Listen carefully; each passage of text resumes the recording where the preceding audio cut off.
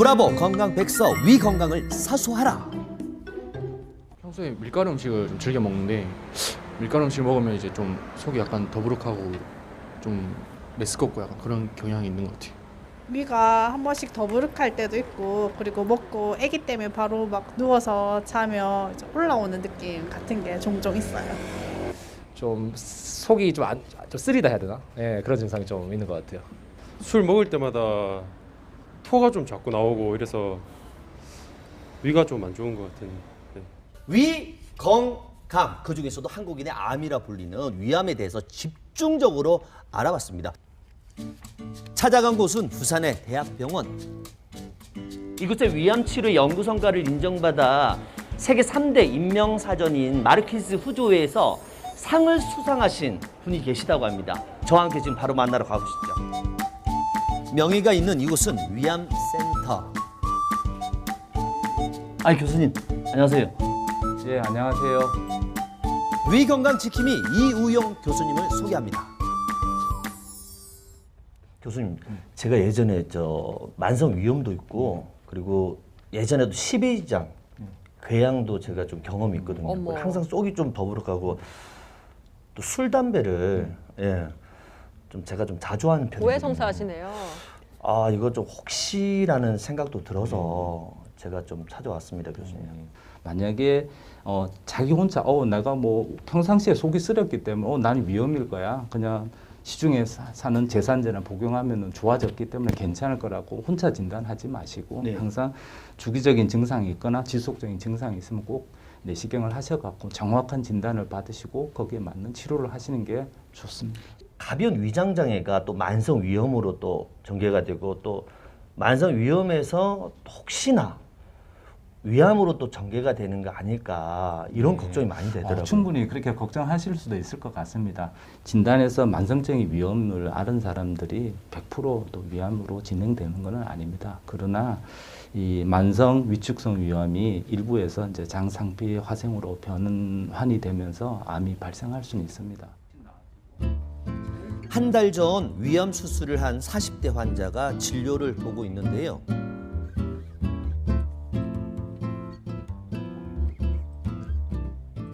혹시 증상은 어떠셨는지 그리고 어떻게 알게 되신 거예요? 여기 명치에 좀 소화가 안 되는 느낌이 있어서 소화가 안 되나 보다 하고 약을 먹고 있었는데 새벽에 이제 잠이 안 들어가지고 이제 물을 한 잔 먹고 갔는데 이제 검은 피를 토하고 검은 설사를 해가지고 그 다음에 이제 저는 사실 잘 모르니까 별거 아닌 줄 알고 앞에 내시경 하러 갔었는데 그 내시경 선생님께서 이제 피로 덮여서 안 보인다고 큰 병원에 가라고 하셔가지고.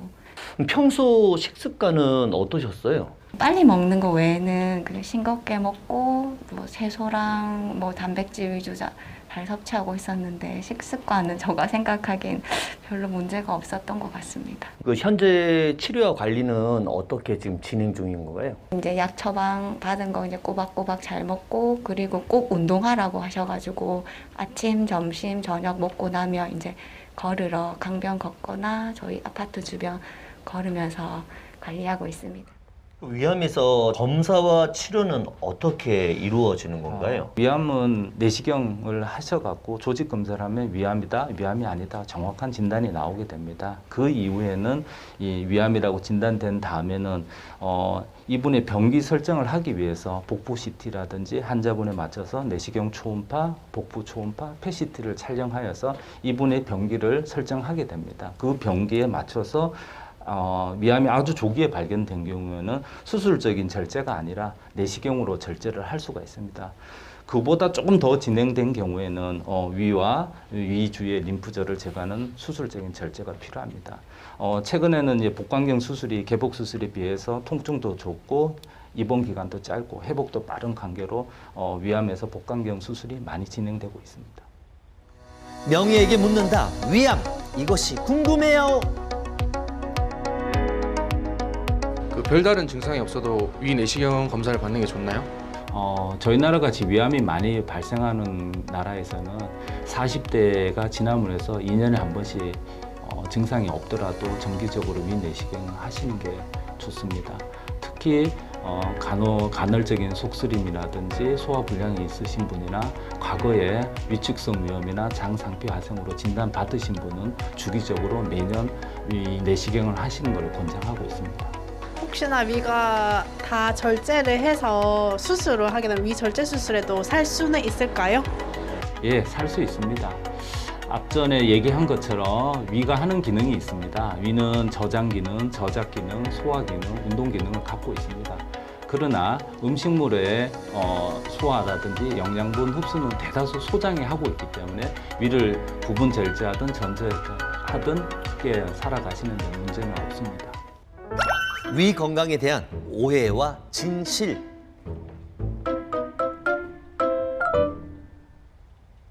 아이고 이게 아이 그 영양제보다는 양배추 이게 훨 낫지. 맞아요, 양배추.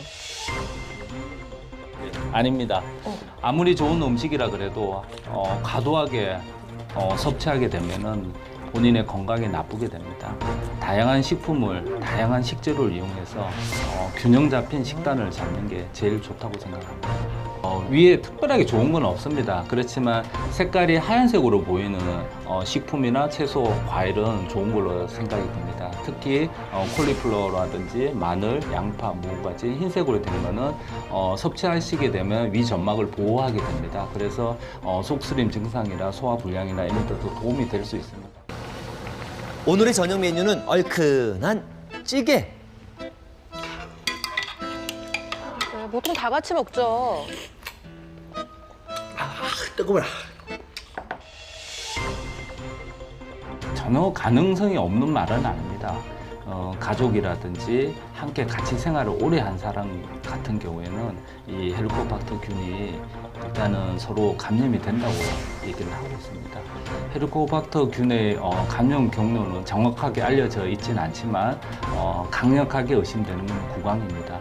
한 연구에 의하면은 부부가 같이 헬리코박터균에 감염되어 있는 경우 자식들한테 헬리코박터균을 감염시킬 확률이 30% 정도 된다고 얘기합니다. 그러나 양 부모 다 헬리코박터균에 감염되어 있지 않는 경우 약 3% 정도에서만 아이들한테 감염이 된다고 그러고 있습니다.